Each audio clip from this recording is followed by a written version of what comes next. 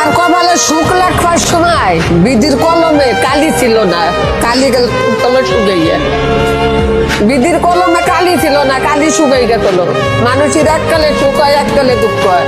আর আমার মার পেটেতে পড়েই আমার জীবন দুঃখে দুঃখে। আমার জীবন আমি সুখ করে পাইলাম। আল্লাহরে কই কি আল্লাহ এত সুখ আমার ভাই সহ্য হইতাছে না, এখন তোমার কাছে নেওয়ার চেষ্টা করো আমারে। আমি আর এত সুখ সহ্য করতে পারি না।